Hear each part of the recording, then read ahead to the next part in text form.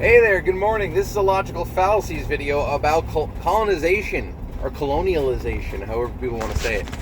I just saw on Facebook people saying how European powers need to apologize to Africa for all the evils they did and whatnot. And they did. I'm not saying that everything they did was sunshine, rainbows, and candy. Okay, there was a lot of murder on both sides. But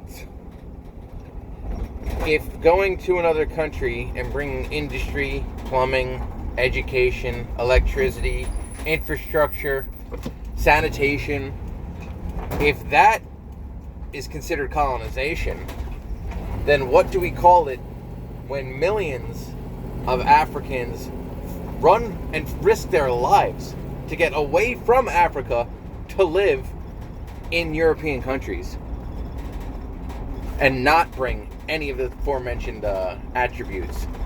In fact, around 80% of them, you can look these statistics up for yourself, somewhere between 60 to 80%, depending upon the specific ethnic group, are on welfare. So they just come there and they're like, oh, here's a house and a place to live and free everything. And that's it. And they just stay there till they die.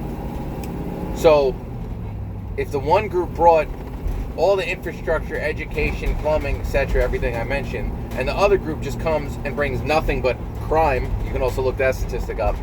What's that called? Because what we did was evil colonization. So what is that called when Africans bring into Europe?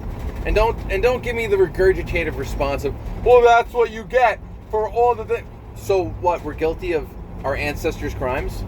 So according to that logic, we need to kill off the Zulu from South Africa because they killed off the Bantus. Look up the Bantus. The Bantus were very kind people. They never fought with the Boer. If you don't know who the Boer are, you got to look that up yourself. They're still there, but in extremely low numbers. The Zulus were colonizers. The Mongolians were definitely colonizers. The Arabs are colonizers. How come no one talks about that? How come it's only us? We're over the 150 million African slaves that were brought to the Middle East. Why aren't there any black people in the Middle East? Whoa, that's crazy. I guess white people are the worst. We're so bad that people still risk their lives to come live with us. Anyways, answer all those logical fallacies and see where you end up.